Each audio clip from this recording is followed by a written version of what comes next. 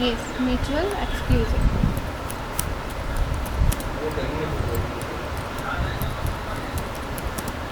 Algorithm.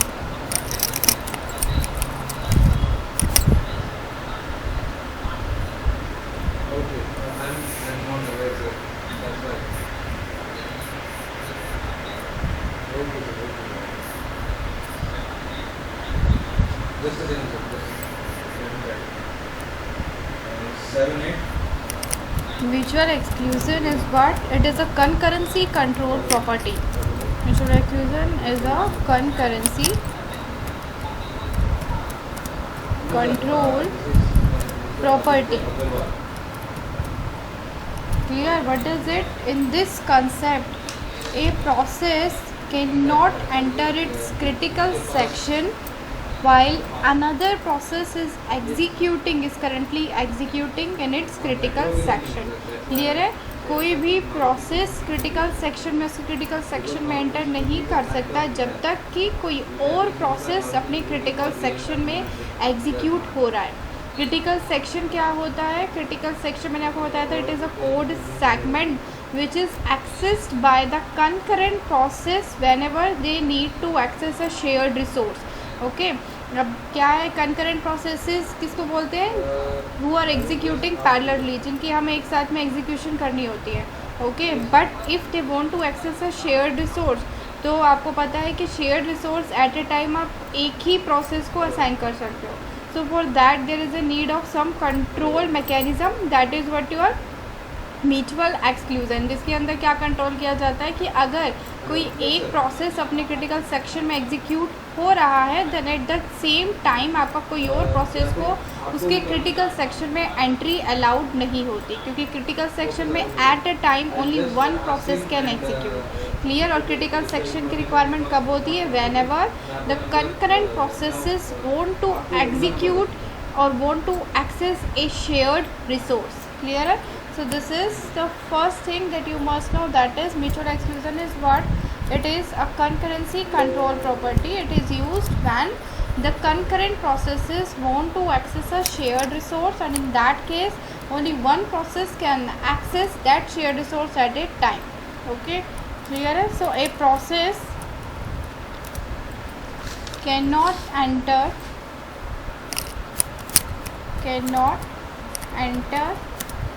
its critical section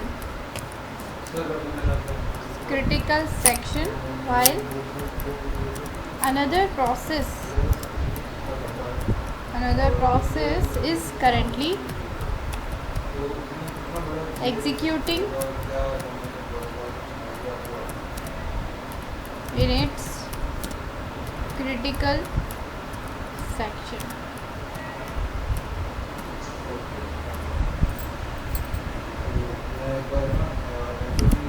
Clear? And third thing here is only one process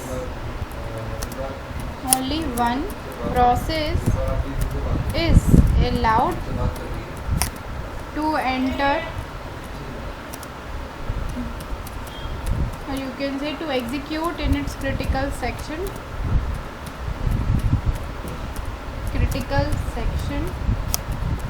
at any given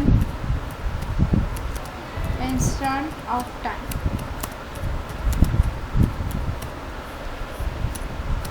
clear? So first of all mainly आपको पता होना चाहिए critical section है क्या. Critical section वो code segment है जिसमें कि आप ये सोच सकते हैं कि सारे रिसोर्सेज, शेयरिंग रिसोर्सेज अवेलेबल होते हैं. क्लियर? बट एक टाइम पे एक ही प्रोसेस उन रिसोर्सेज को एक्सेस कर सकता है. सो फॉर दैट हमने क्या कहा कि हमने एक म्यूचुअल एक्सक्लूजन प्रॉपर्टी अप्लाई कर दी, जिसमें अगर कोई एक प्रोसेस उस क्रिटिकल सेक्शन में है, क्रिटिकल सेक्शन में होने का मतलब क्या है कि वो शेयरेबल रिसोर्सेज को एक्सेस कर रहा है, then at the same time आपका कोई और प्रोसेस उसमें एंटर नहीं कर सकता. Clear? That is what the mutual exclusion. So mutual exclusion is what?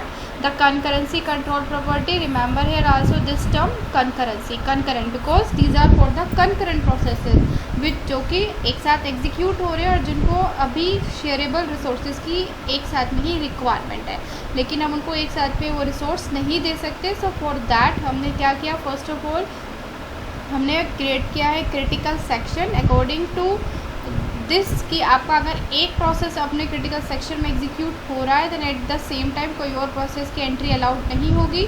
That process has to wait, उसको वेट करना पड़ेगा जब तक कि प्रीवियस प्रोसेस की execution in this critical section complete नहीं हो जाती. तो जैसे ही आपकी प्रीवियस प्रोसेस की एग्जीक्यूशन कंप्लीट हो जाएगी that process has to exit that critical section, उसको एग्जिट करना पड़ेगा एंड आफ्टर इट्स एग्जिट जो आपका नेक्स्ट प्रोसेस है उसको एंट्री दी जाएगी कहाँ पे, क्रिटिकल सेक्शन में. तो क्रिटिकल सेक्शन मेरे लिए है क्या, वो सेक्शन जहाँ पे आपके शेयरेबल रिसोर्सेज होते हैं. Clear. And mainly it is used for what, for the concurrent processes. So clear. So remember that here only one process is allowed to enter its critical section at any given instant of time, and this concept is used for the concurrent processes. Okay. Now next here also note down what is critical section. Critical section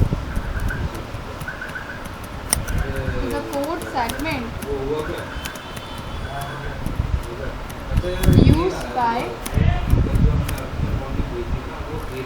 the concurrent process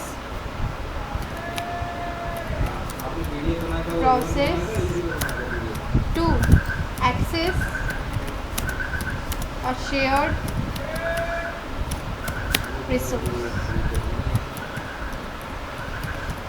Here critical section is a code segment used by the concurrent process to access a shared resource. So these are the four main points which you need to remember always for this mutual exclusion concept. Now what are the requirements of this mutual exclusion? There are some requirements. If you are using this concept in your DOS, distributed operating system, then for this there are some requirements. What are these requirements?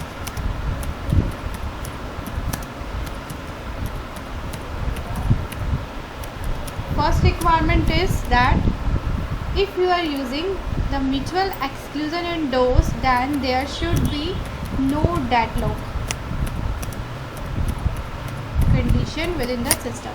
आपके system में कोई भी deadlock condition नहीं होनी चाहिए.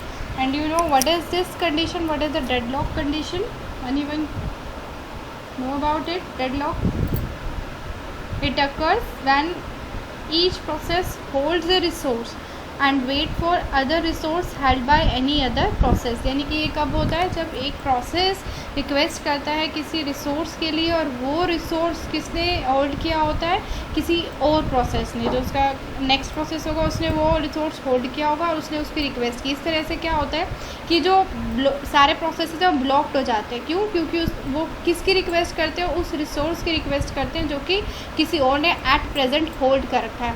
अब अगर 4 resources system में और वो सभी होल्ड किए हुए हैं हर एक प्रोसेस ने, तो उनकी एग्जीक्यूशन कंप्लीट कैसे होगी, क्योंकि वो क्या है, ब्लॉक्ड हो गए. जब तक कि वो उस रिसोर्स को रिलीज़ नहीं करेंगे तब तक कि वो रिसोर्स आपके जो भी रिक्वेस्टेड प्रोसेस है उसको नहीं मिल सकता. फॉर एग्जांपल जैसे आप कैसे इसको शो करते हैं, that is this property. Suppose this is a resource 1, this is my resource 2, this is resource 2. Here I am taking 2 processes, that is the process 1 and here is the process 2. Clear? Now mention here that this is your resource 1, resource 1, here is resource 2, this is your process 1, this is the process 2.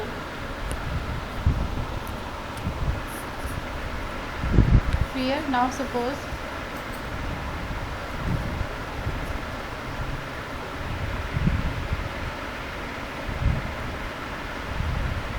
this resource 1 is assigned to this process 1. Clear है? This resource 1 is assigned to the process 1. यहाँ पे mention कर रही हूँ assigned to. Assign to किसको, process 1 को. Arrow से भी आप बता सकते हैं that it is assigned by this process P1. Clear? Now next here suppose I am drawing a link that is now P1 for its execution, अपनी execution को कंप्लीट करने के लिए जो यहाँ पे प्रोसेस P1 है, it is waiting for this resource that is resource R2.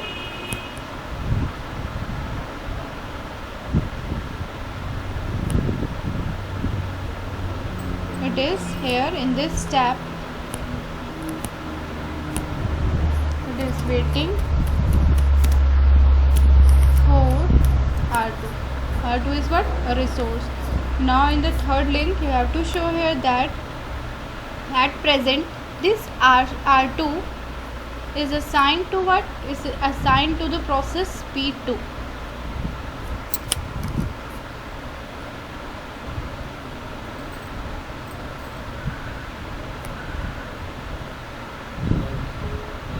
It is assigned to process P2.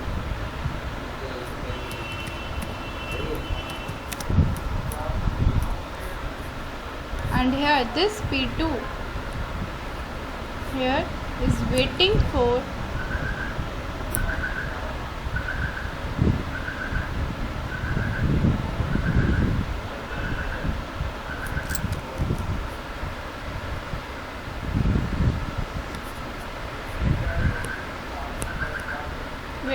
the resource R1.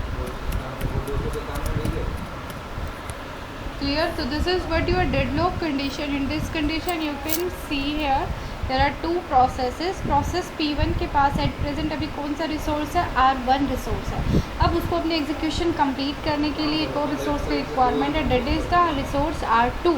Okay, but अब ये R2 जो रिसोर्स है ये किसके पास है? P2 के पास. और सेम हेयर कि P2 के पास R2 रिसोर्स है बट उसको अपने एग्जीक्यूशन कंप्लीट करने के लिए किस रिसोर्स की रिक्वायरमेंट है? R1.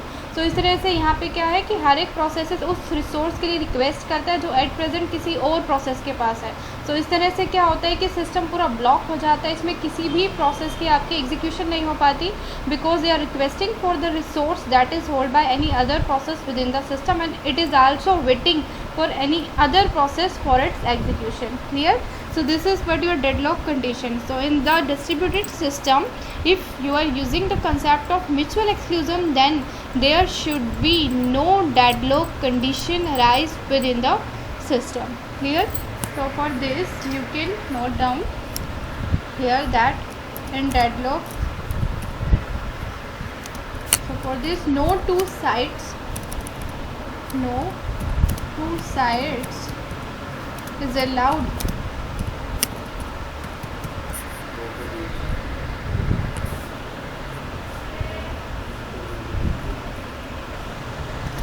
allowed to wait endlessly.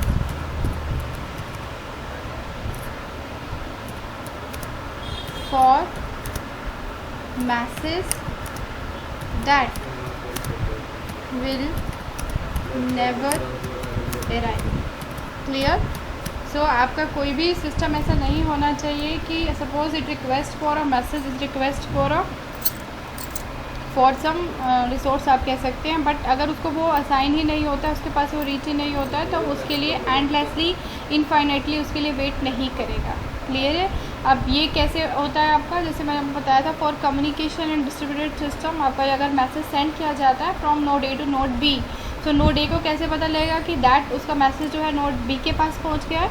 So for that जो आपकी नोड बी होती है वो एज अ रिस्पॉन्स एक एक्नॉलेजमेंट सेंड करती है किसको? नोड ए को, that it get the message जो कि आपकी नोड ए ने नोड बी को सेंड किया है. क्लियर है?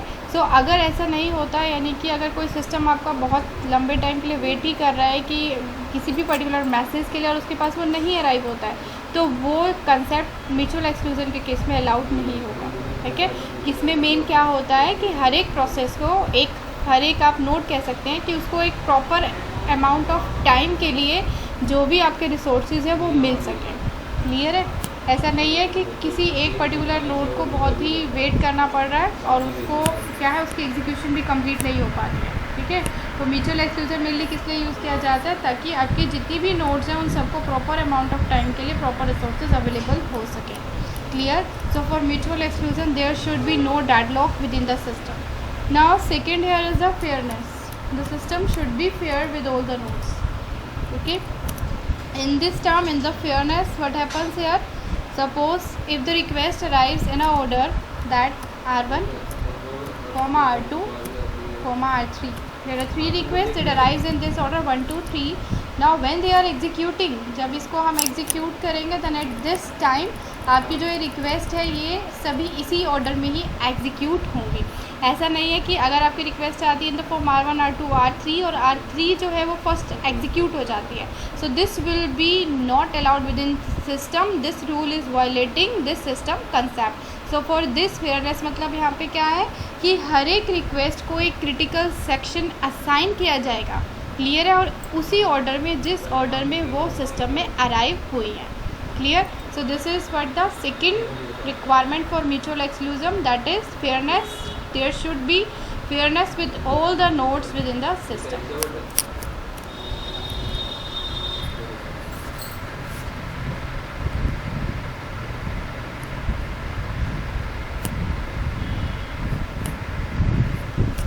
Fairness. It means that each request for critical section must be executed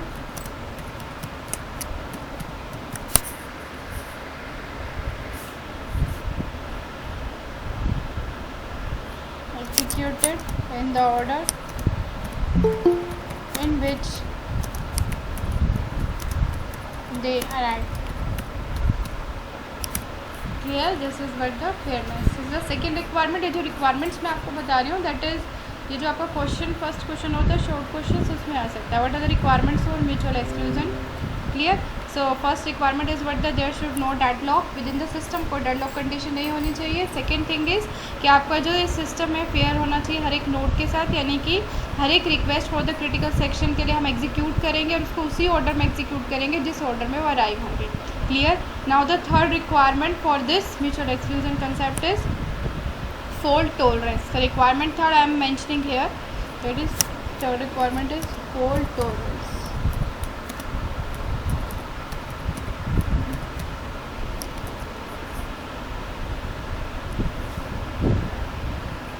Now in this case what happens है आपको नेम से ही क्लियर होगा fault tolerance.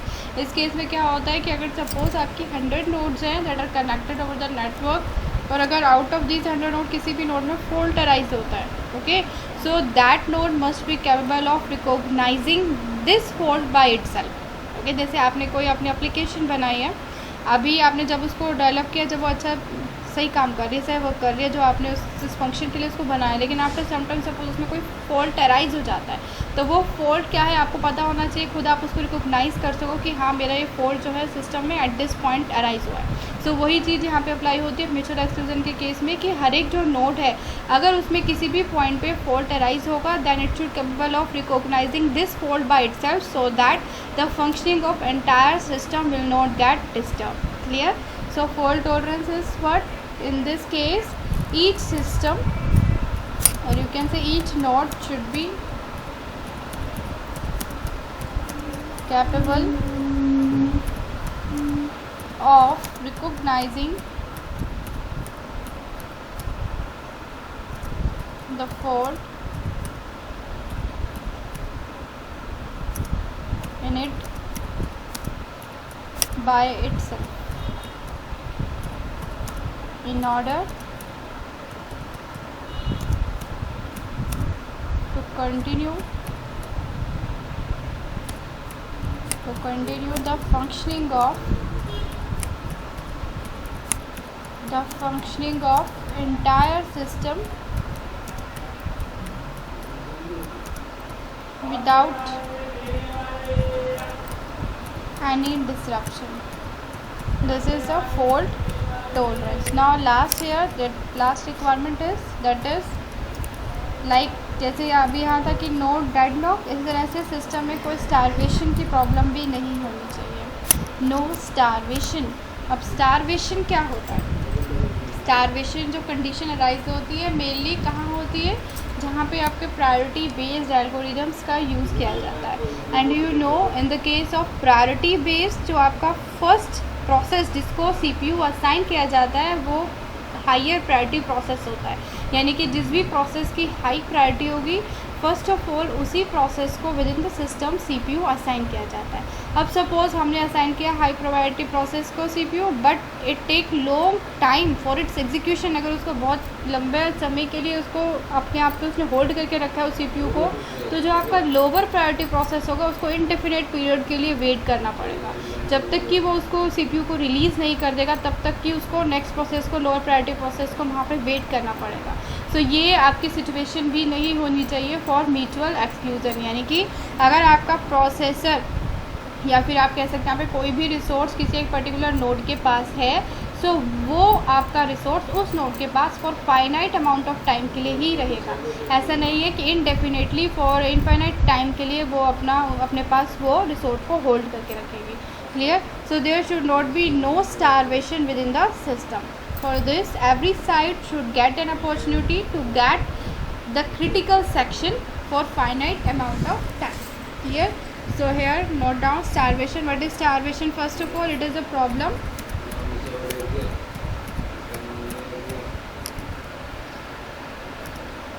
that occurs when a high priority process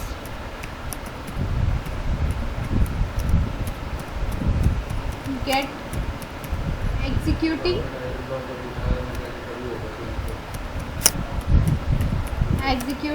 and lower priority process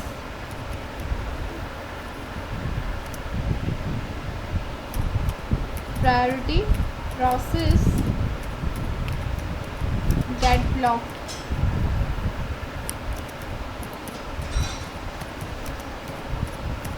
for indefinite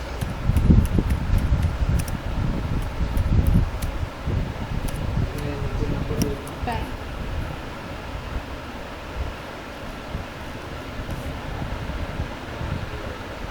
Clear? So for mutual exclusion to takes place within the distributed system, every node must, you can say every node should get an opportunity to execute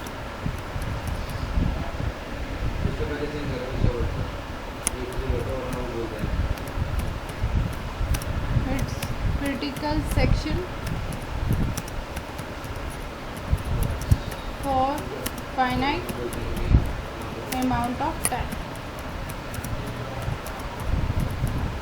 clear? तो main यहाँ motive क्या है इधर कि आपका जो हर एक node है, हर एक नोड पे आप सपोज़ कितने नंबर ऑफ़ प्रोसेसेस हो सकते हैं। अगर उनको क्रिटिकल सेक्शन की रिक्वायरमेंट है तो कोई भी ऐसा नहीं होना चाहिए कि कोई भी नोड को हमने लेफ्ट कर दिया है और आउट ऑफ 100 नोड 10 नोड्स ऐसे हैं जिनको मिल ही नहीं रहा है क्रिटिकल सेक्शन। तो ऐसा नहीं होना चाहिए। आपके डिस्ट्रीब्यूटेड सिस्टम के अंदर म्यूचुअल एक्सक्लूजन मेनली इसलिए यूज़ किया जाएगा, क्यों? ताकि कि जितनी भी आपकी नोड्स हैं उन सबको प्रॉपर अमाउंट ऑफ टाइम के लिए जो उनका क्रिटिकल सेक्शन है वो असाइन किया जाए, so that they can complete their execution, जिसकी हेल्प से उनकी एग्जीक्यूशन क्या हो, कंप्लीट हो सके। So these are the 4 requirements for mutual exclusion to take place within the distributed system. और ये करते क्यों है हम? To control the concurrent execution of processes. Clear? Now first requirement is there should not be any deadlock condition within the system. Secondly, the system should be fair with all the nodes. Third is all the nodes should have the fault tolerance capability.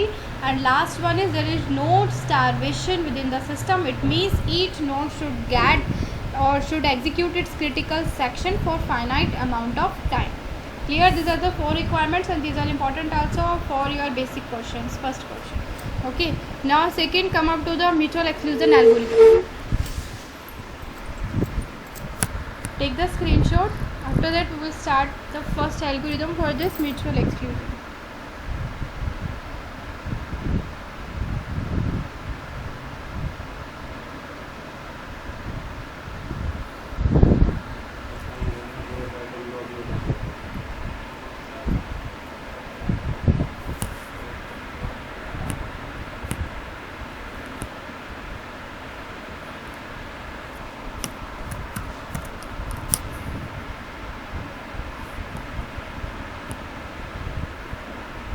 Yes, the algorithm number 1. There are 3 algorithms which you have to explain in this concept. That is, first is the token based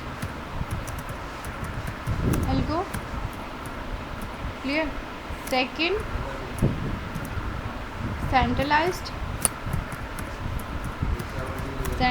mutual exclusion algorithm, and third one is distributed mutual exclusion algorithm.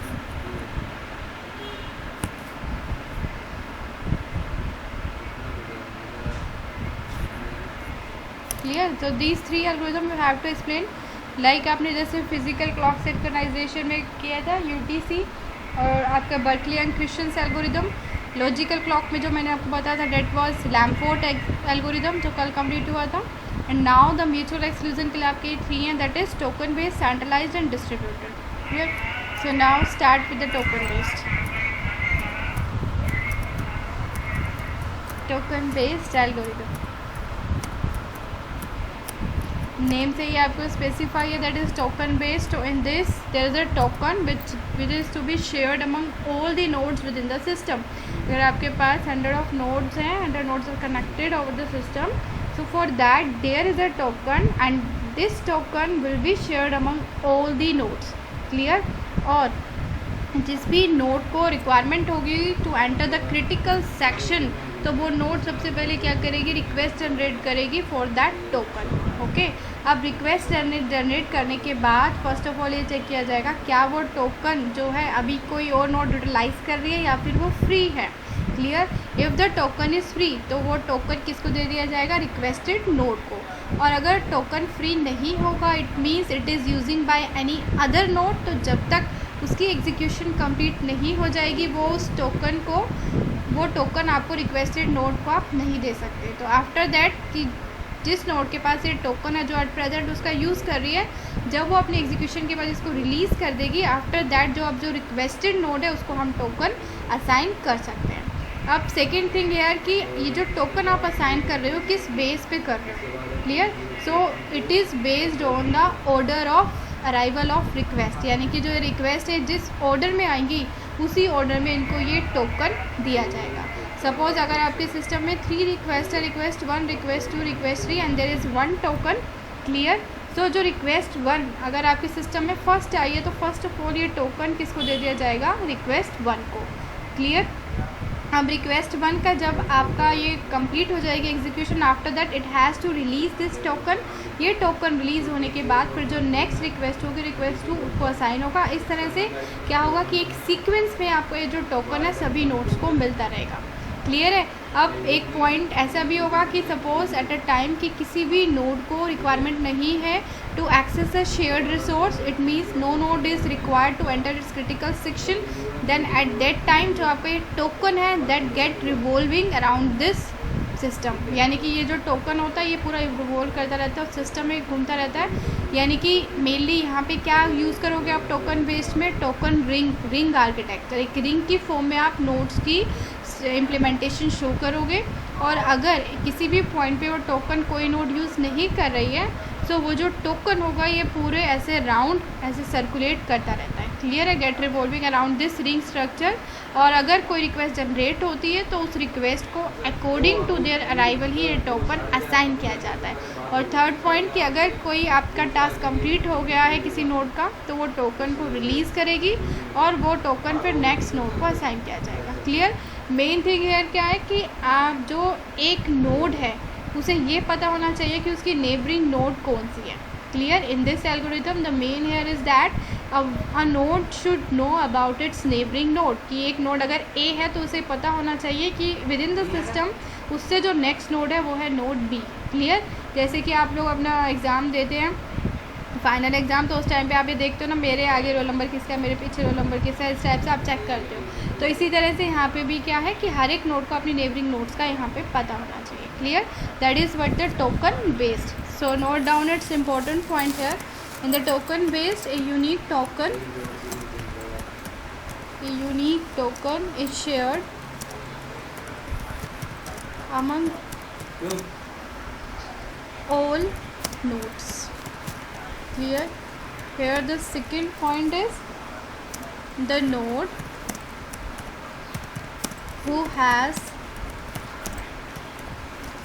the token, जिस node के पास token होगा उसको हम बोलते हैं token holder. Okay, is allowed only to enter the critical section. Third point, in this process we use what? The sequence number. Sequence number is assigned to each request, so that the request get executed in the order in which they arrive. Clear. इस case में क्या है, मैंने आपको बताया था ना that जिस ऑर्डर में आपकी रिक्वेस्ट आएगी उस ऑर्डर में उनको टोकन असाइन किया जाता है. तो जैसे ये system with in the system आपकी रिक्वेस्ट अलाइन होती है तो उनके साथ में क्या अटैच किया जाता है, एक सीक्वेंस नंबर. और उस सीक्वेंस नंबर की हेल्प से हमें पता लगता है कि नाउ आपकी एट प्रेजेंट जिसको हमें टोकन देना है, असाइन करना है, वो कौन सी आपकी नोड है. क्लियर है. Now next here is if there is no request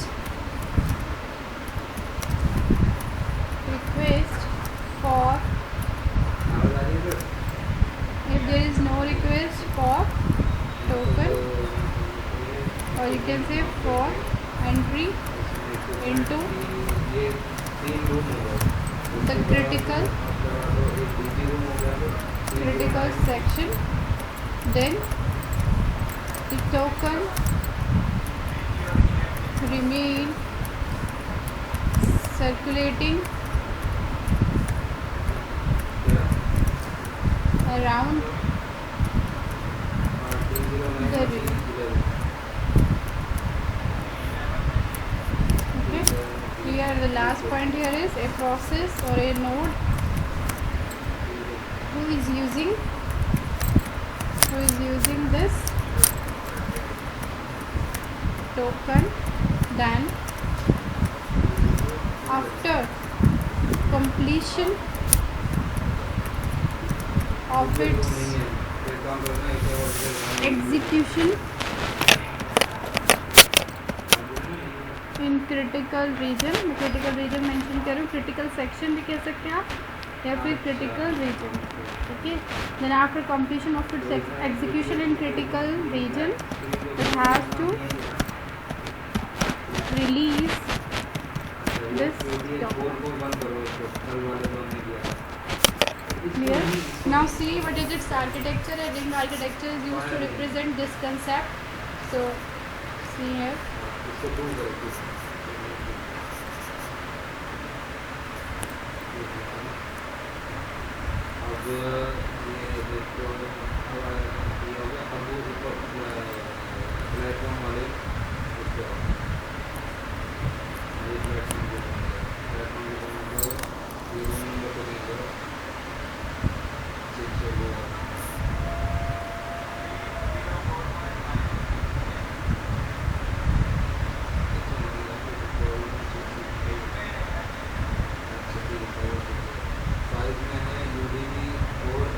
I'm taking here only the 4 nodes.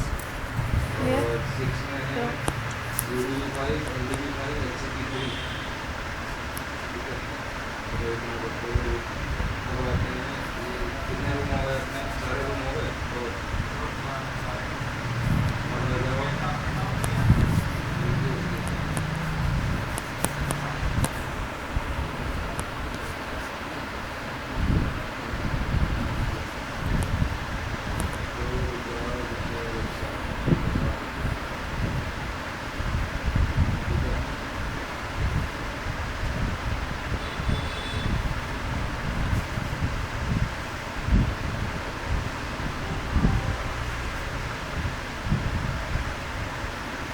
So, this is what a kind of ring structure आपको draw करना है.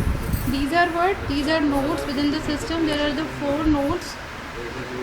Name them. Suppose this is to node 1, this is node 2, this is your node 3, and here this one is your node 4.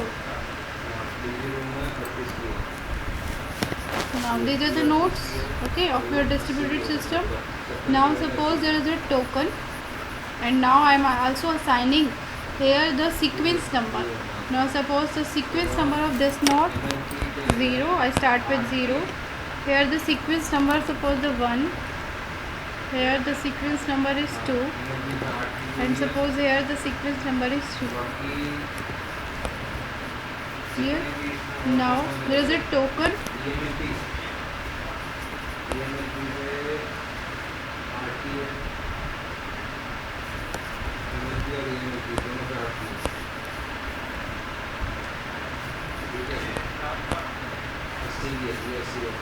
Now first of all आपकी जो request generate हुई है that is in the form of your 0 1 2 3, इसलिए मैंने यहाँ पे mention किया sequence number 0 1 2 3।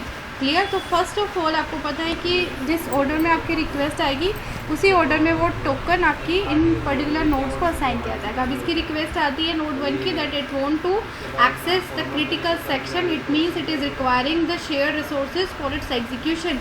Then for that the first request that is the request 0, सबसे पहले आपका ये जो टोकन है वो इस नोड को असाइन किया जाएगा।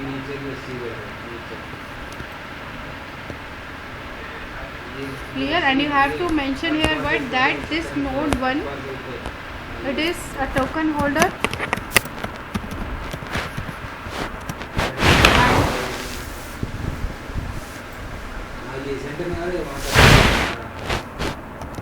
and it may enter the critical region if want to access the shared resource. ठीक है, इनिशियली क्या होता है यहाँ पे देखो, जो आपका प्रोसेस 0 होगा यानी कि 0 जो आप फर्स्ट नंबर दोगे, मैंने यहाँ पे 0 से स्टार्ट किया, आप 1 2 3 अगर देते हो तो उस टाइम पे इनिशियली आपको क्या शो करना है कि जो टोकन होगा जो फर्स्ट प्रोसेस होगा उसी के पास ही होगा। अब इस केस में क्या होता है, सपोज अब टोकन किसको असाइन है, इसको नोड 1 को, then in that case what happens कि ये जो टोकन है इसका वो यूज़ भी कर सकती है अगर इसको अपने क्रिटिकल सेक्शन में जाना है तो, और इस टोकन का वो पास भी कर सकती है। तो इसलिए मैंने यहाँ पे लिखा है may initially the token is assigned to the first node that is the node 1। Okay, now this node 1 may enter its critical region if want to access the share resource और it may pass this token और it may pass this token. Clear. अब ये जो token पास करेगी किसको पास करेगी, ऐसा नहीं जाएगा, एंटी क्लॉकवाइज नहीं जाएगा, ये क्लॉकवाइज जाएगा। ये किसको पास करती है, to the next node within the system. अब इसको ये पता होना चाहिए कि अब इसकी नेक्स्ट नोड कौन सी है। अगर सपोज इसको टोकन की रिक्वायरमेंट नहीं है तो ये क्या कर देगी, इसको ये नॉलेज होगी कि मेरे नेक्स्ट नोड 2 है, then it will pass this token to the node 2। Clear. अब अगर टोकन इसके बाद कहाँ पे आ जाता है, नोड 2 के पास। अब नोड 2 क्या करेगी, उसका यूज़ इसी तरह से अगर उसको रिक्वायरमेंट होगी तो उसको यूज़ करेगी, अदरवाइज वो पास कर देगी। तो इस तरह से टोकन क्या है, सब में पास होता रहता है। अब सपोज एट प्रेजेंट अब नोड 2 को इसने जब पास किया तो नोड 2 उसका यूज़ कर रही है। ठीक है, node 2 want to access the shared resource, then at this time जो नोड 3 अगर रिक्वेस्ट करती है तो फर्स्ट ऑफ ऑल सिस्टम में क्या चेक होगा कि क्या ये टोकन नोड 2 यूज़ कर रही है अभी, तो नोड 2 यूज़ कर रही है, it means this node 3 has to wait for this token. जब अब नोड 2 की अपना कंप्लीशन हो जाएगी, पूरा एग्जीक्यूशन हो जाएगी, आफ्टर दैट ये रिलीज़ करेगी, इस टोकन को रिलीज़ करेगी, मतलब कि फिर नोड 2 उस टोकन को पास कर देगी कहाँ पे, टू द नोड 3। इस तरह से टोकन जो है पूरा इन सभी नोड्स को for finite amount of time के लिए मिलता रहेगा। क्लियर है। अब एक पॉइंट मैंने भी आपको बताया था कि सपोज़ किसी भी नोड की कोई रिक्वेस्ट आपकी जनरेट नहीं हुई है, देन इन दैट केस जो आपका टोकन है, जो पूरी रिंग है, इस तरह से यहाँ पे वो सर्कुलेट होता रहेगा। क्लियर है। तो this is but your token based. आपको मेन क्या करना है यहाँ पे, you have to show all these nodes in the form of ring and main here that a node must know who is the next node. Okay, in this ring architecture first of all a node in the sequence, in a particular segment is assigned a token. If it want to use this token then uses it, otherwise pass to the next node. तो इस तरह से अगर कोई node आपका token use भी कर रही है then after that it has to release and pass it to the next node. तो इस तरह से टोकन क्या होता है, पूरे इस सिस्टम में इन the form of ring circulate होता रहता है. Clear? So this is what the token based algorithm. Now see here in this algorithm what is the disadvantages. Okay, first of all in this algorithm if the token is lost, मान लो आपका token है, यहाँ पे token का use करके सब अपना कर रहे हैं एग्जीक्यूशन अपने क्रिटिकल सेक्शन की, बट इन दिस केस अगर टोकन इज़ लॉस्ट, टोकन ही आपका लॉस्ट हो जाता है तो वो उसको डिटेक्ट करना या फिर उसको रीजनरेट करना बहुत डिफ़िकल्ट हो जाता है. अब डिटेक्ट करना डिफ़िकल्ट क्यों होता है? क्योंकि इस केस में क्या है, अगर नोड 3 ने रिक्वेस्ट करी टोकन की तो उसको टोकन नहीं मिला तो वो क्या एज्यूम करेगी कि नोड 2 जो है वो टोकन का यूज़ कर रही है, बट अब टोकन तो क्या है यहाँ पे लॉस्ट हो गया. तो इस तरह से क्या है कि ये जो नोड 3 है आपकी वो इनफाइनाइटली टाइम के लिए वेट करती रहेगी कि नोड 2 कब उस टोकन को रिलीज़ करेगी and at what time it will get the token. So this is a problem in this system that there can be lost of token. अगर टोकन लॉस्ट हो जाता है तो उसको डिटेक्ट और रीजनरेट करना बहुत ही डिफ़िकल्ट हो जाता है. Clear? So this is for the disadvantage. Okay. So and now I'm taking your attendance. A disadvantage and advantage we will discuss tomorrow. Take the screenshot of this.